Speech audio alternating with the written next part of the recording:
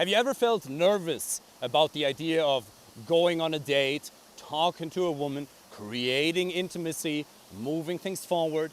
Have you ever been anxious about the worry that you might not have enough to bring to the table? Why would she want me? What if I run out of things to say? What if I'm not good enough? What if she leaves me? What if she doesn't want to meet me for a second date? How do I move things forward?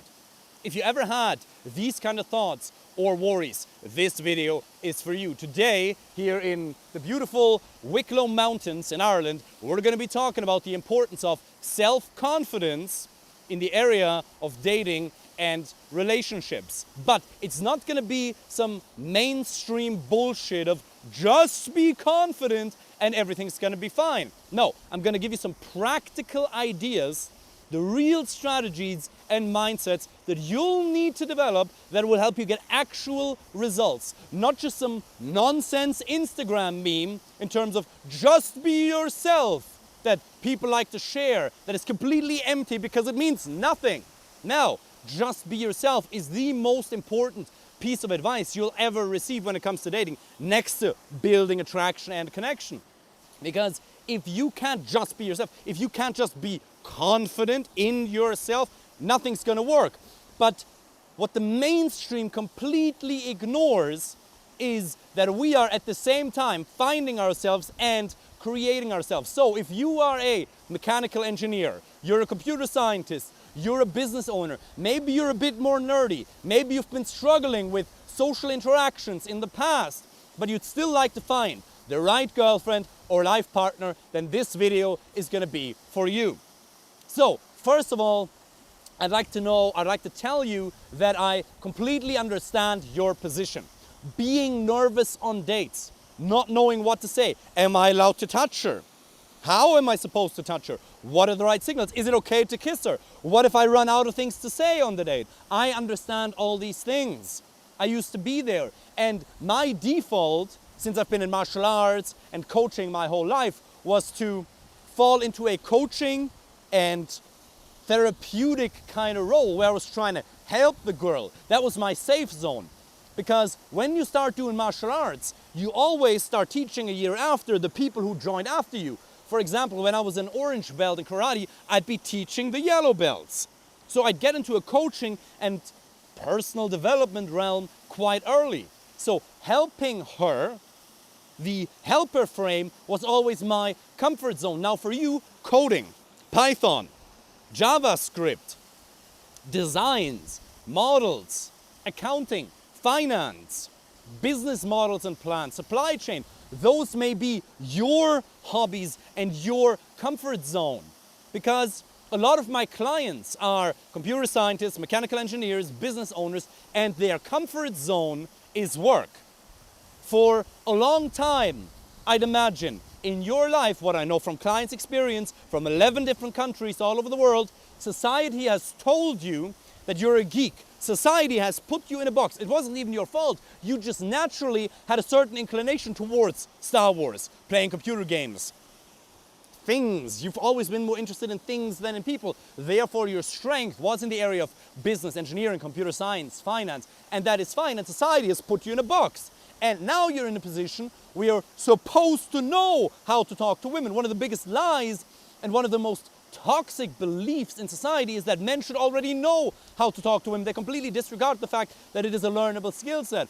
So first of all, I'd like to tell you that it is not your fault that you may be struggling with getting dates or getting the right dates getting the right women on dates, or getting second dates with the right kind of women, keeping their interest, building that connection and attraction. Now the danger that somebody like you is facing is to constantly pull back into your zone of comfort. Coding, fixing problems. If you're a business owner, there's constantly fires to be put out. If you're a mechanical engineer, you're supposed to find the fault in the model that might blow up the entire project later on. You're trained to look for fault. You're trained to be extraordinarily logical. That is your zone of comfort over the last 10, 15, 20, 30 years, if you're between 30 and 50 years old, like most of my clients are. You've been trained in that. You've been getting a constant serotonin and dopamine hit from solving a little problem. You've gotten success, social validation. So if things go wrong, you revert back to that zone of comfort, which is amazing because you are probably extraordinarily successful in your job, in your business, or at least above average. Doesn't mean you need to be perfect, but you're probably doing extraordinarily well. Now, if you want any success with women, you need to learn to be extraordinarily confident in that area as well. Now, confidence is a learnable skill set, but there's a couple of ways to approach this. The practical ways that actually work. So, one of the most important things is you're going to need a system. You're going to need a process that's going to give you step-by-step wins. Because, let's look at the model of your job, your business. How did you get to the level of confidence that you have in your professional environment? Well, you've worked your way up gradually. You had maybe mentors or managers or peers that showed you the way. They said, okay, first you learn, I'm no expert in coding, but one of my friends is in the military now, he studied computer science as well, like most of my clients. They've given me a certain degree of insight. You learn basic language, basic coding language, then it gets more and more complex. But it's a gradual process. You work your way up and you have certain frustrations to overcome. But the way to get confident in any area of your life is to have a step-by-step process that doesn't overwhelm you, but challenge you. That is super important because what a lot of people ignore is that we as human beings basically operate in three zones. We operate in the zone of certainty, security, comfort, in other words. Then around that, one zone further, a bit more challenging, is the zone of challenge, the zone of growth, the zone of comfort. And then on the outer extent, if we push ourselves even more, then there is the zone of overwhelm. And overwhelm, yeah, it fucking overwhelms you. So if I were to ask you to walk up to a group of 3 extraordinarily hot girls and say, go up to her and tell her, excuse me 2 seconds, and point at one, you're very pretty, so I just want to come and meet you, my name is David, what's your name? You might feel overwhelmed because it is too much. Not because it's actually too much. I mean, there's truth, but there's also subjective reality. And in your subjective reality, given the reference experiences you've had or haven't had, that is currently maybe overwhelming. So you need a process that teaches you step by step how to get there. So for example, you might just walk up saying hi to people, introducing yourself to random strangers, male as women, men and women. And then you build it gradually. It's a gradual process. That's what I teach my coaching systems. So apply for a first free coaching call if you'd like to know how to do that in depth. That's one thing. That's one way to develop confidence. On the other hand, you have to keep in mind, confidence is a habit, it's a choice, and it's a state. The second aspect, being a state, or rather the third, is the understanding that confidence relates to a certain set of internal representation as well as a biochemical and neurological experience or state or, I don't know, combination of neurotransmitters, a biochemical reaction in your brain. It's a certain mental and emotional state. So one of the biggest secrets that people like Tony Robbins or Gunther Schmidt in Germany have been teaching for years is the fact that confidence is something you can learn to turn on in the moment. Tony Robbins always says confidence is a state. Now, it's not just a state, because you know you can feel fucking great, but if you don't possess a certain skill set, you're not supposed to feel confident in that area. Why would you be confident in a certain area if clearly your skill set doesn't match that level of confidence? Now, at the same time, in the realm of social dynamics, interactions with women, when you're on the date, you have to exude a level of confidence, because if you doubt yourself, if you come across as hesitant or insecure of yourself in any way, she's going to lose attraction for you, because you got to keep in mind, what do women want? Women want the alpha male. And now the alpha male is not this jacked Chad kind of dude who goes to the gym 7 times a week, who has had sex with hundreds and hundreds of women. That's not the alpha male. An alpha male is basically the leader of his tribe. Little bumblebee over there. The alpha male is somebody who has leadership qualities. Now, leadership never means telling a woman what to do. There's many different ways in which leadership unfolds. But for example, it is suggesting a course of action with a degree of determination. You have to learn to lead. Leading does not mean telling her what to do. You got to be respectful, you got to be kind, but it also means, for example, suggesting a concrete time and place. Not texting too long, but after a short amount of text messages, getting a soft close, getting a hard close, and inviting her to the date. That is leadership. Women want a man to lead even if the mainstream disagrees. Again, it does not mean telling her what to do, but finding a woman who naturally likes you who you are. Because again, it's compatibility. If you find a woman with whom you have a 90-95% compatibility, you'll naturally enjoy adventures. Some women will never want to come out here. They're not going to enjoy nature. They're not going to enjoy waterfalls. They don't like that. I'm going to show you. I'm going to blend in a quick little video that I'm going to film right now so you can see the waterfall and how beautiful that is. I'm going to be putting it right in here, filming the sun. It's absolutely gorgeous. The right women, if that's something that you're interested in, because there's no right or wrong, but the right ones for you, if you enjoy this, will naturally like it. So if you suggest, hey babe, let's go for a walk, we're going to go there. Not for a first date. Really important mistake. Do not do fun things for the first date. People always think, oh, I have to do a fun activity for the first date. No, you don't. You're going to go for a walk. You're going to go for a coffee. You're going to meet her for a drink. Anything else constitutes a much higher investment. If you invite her to do something fun, let me tell you, from the experience of speaking to thousands and thousands of women, if you invite her to do something fun, either she's not going to show up, the probability that she's going to show up is lower, or it's just not going to be as successful. You're not going to be able to establish that same degree of man-to-woman connection as if you were in a bar, going for a walk and a coffee, going for a coffee and a walk in a park, inviting her to your place. Creating that man-to-woman connection is absolutely important.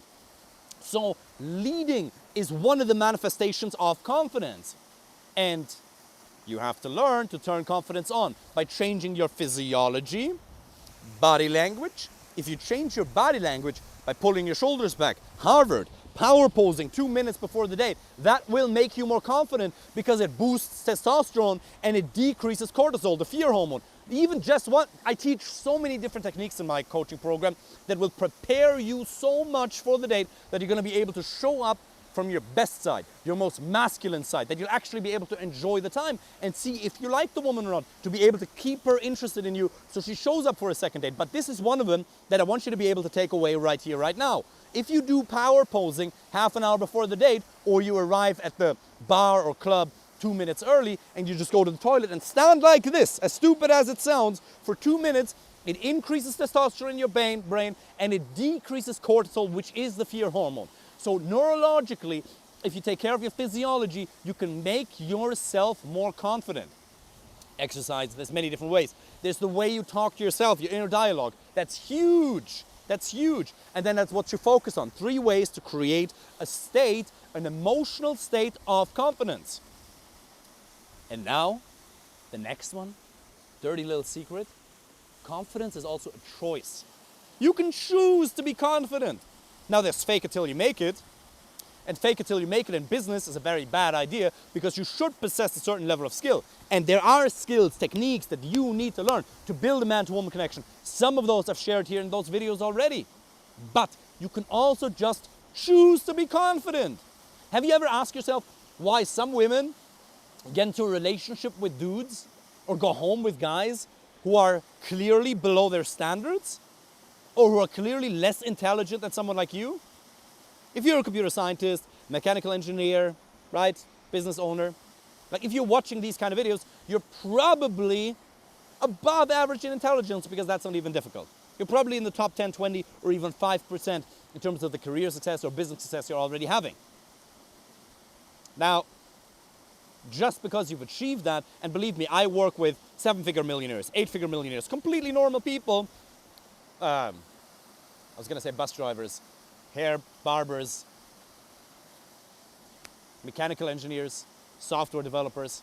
I have a wide array, but it doesn't matter how successful you are, your level of confidence has nothing to do with that because she doesn't want you for your job. If you're not able to create emotions in her, which partially comes from being confident, why would she want to be in a relationship with you? Why should she have any faith in you that you're going to be able to master relationship challenges as they come up over the course of your marriage, your long-term relationship, if you can't even be confident enough to lead, if you can't even be confident enough to not doubt yourself, to not get shaken, to be emotionally non-reactive, to pass her congruence tests? Decide to be confident. Wayne Dyer made a beautiful, beautiful speech years ago about the power of intention. If you put your intention on being 3% more confident with every date you go on, it only takes 30 dates to be 100% more confident. But most likely you can actually be 10, 20% more confident straight away by putting some of the techniques I've shared with you here today into practice. Now, obviously, women like a degree of success in men. But once you have met a certain financial standard where you're able to fund a life together, you have a normally good job, and you're able to pay for a life together, she's going to get interested in you for doing funny things. For example, I had a group coaching call yesterday, and I was talking to one of the clients, and he was saying that he went on a date with a girl, and he asked her, so he was on a date basically with this girl, and his sister and his brother-in-law, okay, in a really expensive restaurant, like 300 euros a pop kind of thing, and he learned to be more fun because he's kind of like a serious guy on one hand, but he also likes to have fun. So one of the things he started doing is he asked her to take her panties off in the middle of the date. Now, he's had sex with her, I believe, once or twice before, and this was like a third date or something. And he asked her to take her panties off. And she was like, no, I'm not sure. And then she did it. Now, obviously, he didn't pressure her, he didn't force her. He was just kind of playful, you know. Obviously, be respectful, obviously be kind. If she doesn't want to do that, don't do it. And I'm not suggesting you should do that, but you got to be able to create fun and emotional experiences, silly things, outrageous things. You're even allowed to talk about Star Wars. You're allowed to talk about coding. Now, one of the fears and one of the worries you might have is, ooh, if I ask her to do that, what is she going to think of me? Is she going to think it's crazy? But if you do it with a degree of confidence, she's going to love the confidence much more so than the action itself. Now, I don't want you guys to go around there and ask girls to take their panties off on the first date. It's an example. Don't do that. That was just an example. But being silly, cracking jokes when the waiter or the waitress when they come around, when you're walking in the park, making fun, talking to other people, being emotionally engaging. You have to learn to push yourself out of your introvertedness. Because being an introvert is fine. Sorry, you don't have to push yourself out of your introvertedness. You have to push yourself out of your shyness. Because being an introvert is fine. But being an introvert has nothing to do with being shy. Being shy is a habit. Being shy is a manifestation of worries, fears. Some people call it biological holding patterns, thoughts, a degree of self-talk, physiology, a lack of reference experience. You can be an introvert. You can enjoy being by yourself. You can enjoy coding, business activities, mechanical engineering, being a financial analyst, whatever job you might have, and still learn stuff to push yourself. But you do have to have a degree of discipline, because no matter how great the coaching system is, and my coaching system is amazing, if you want to learn how to find a long-term relationship, something healthy, not just a bunch of fucking hookups, not just a bunch of one-night stands. Yes, they're part of the process. Obviously, they're going to be part of the process. You're going to be dating amazing women. Sorry to say that. You're going to be dating a bunch of amazing women in order to find that person, right? But the period of time in which you're going to be doing that is going to be much shorter if you know how to qualify. If you know how to get the right ones interested in you, keep the right ones interested in you, and also identify certain red flags that you're not even aware of in women. Certain things that if you allow them in the beginning, if you present a certain frame in the beginning of the relationship, they're going to mess it up years and years later on. Because it's not amazing if you don't establish the right frame in the first 3 to 6 months. You're never going to be able to change that over the course of the relationship, because that's the man she got to know you for. And also know that every date you go on is a new chance to completely reinvent yourself as a man. She doesn't know you. She doesn't know who you are. She doesn't know that you got bullied in school. I got bullied in school a little bit. When I was 13 years old, my family and I, we moved from the west of Germany to the east of Germany. And that was incredibly tough for me because I didn't have social skills. The only reason I had friends is because, yeah, I'm a social guy, but I just kind of grew up around them. Most of my friends were like from Turkey, all over the world. You know, Morocco, I had a lot of Muslim friends, a couple of German friends, but I grew up around them. Then when I moved from the west of Germany to the east when I was 13, it was the horrible year of my life. It was the worst year of my life because I had no friends. I didn't know how to make friends. So what happened was, and this is even a little embarrassing to say, but it's true, I locked myself in the bathroom several times a week during lunch break, or I went home because I was living like 5 minutes away from the school, because I didn't want the other students to see that I didn't have any friends. I didn't want the other students to see that I'd be walking over the fucking schoolyard by myself because I didn't have anybody. And then after a year, I kind of got the gist of it and made 1 or 2 friends. Not great friendships, but at least some degree of social contact. But to be honest, that probably happened more so because they got used to me. Because in marketing, there's something called the mere exposure effect. We trust certain people more the more we know them, right? So that's probably why. Like, there were a lot of frustrating years for me. I was married to a woman. I was in a relationship with her for 4 years, and then when I was married, which ended up in a divorce, because I didn't have an abundance of options to choose from. There were so many things wrong with the relationship, not with her, with the relationship. We weren't made for each other. But I didn't know that I shouldn't be in a relationship with a woman who's very religious when I'm not. I shouldn't be in a relationship with a woman who's maybe extremely shy and I'm super extroverted, even though that can work if she's at least open and if she genuinely likes me. It was in my former marriage the way that she kind of more tolerated my presence. She didn't like me that much. She was like, yeah, 1 or 2 things were cool about me. We were meeting each other's psychological needs in a very toxic way, in a very unhealthy way towards each other. And then I had to break it up. And then I met my mentor, and then I traveled the world, not all of the world, a lot of countries in the world, met thousands and thousands and thousands of women, learned how to build attraction, learned how to become truly confident. And it was a process that I had to go through. Now, what I did, I created a system that allows you to learn to become confident and grounded in your own sense of identity, authentically, without having to change yourself in a matter of months, couple months, sometimes more. But it can be distilled to a really short period of time if you learn a process that constantly gives you these serotonin boosts, these little wins that make you trust in the process, that make you feel good about yourself. And if you want to learn how you can find the right girlfriend or life partner, somebody with whom you can build something together with for the long term, have a family with, maybe get married, and you want the process where you can actually enjoy it, then apply for a first free coaching call with the link underneath this video. And then we're gonna talk to you. We're gonna create a plan for you, step by step, how you can find somebody who's right for you. You'll learn how to truly develop confidence in depth so you can express yourself without having to change yourself, but at the same time being effective. Because just being yourself, well, that's kind of all right, but then you won't know how to create attraction and somebody else is going to end up having sex with her. And it's not about the sex, it's about the relationship. But sex usually, not always, usually stands at the beginning of it. Now, I have some clients who say they don't want to have sex before the marriage, and that's fine. We've helped them as well.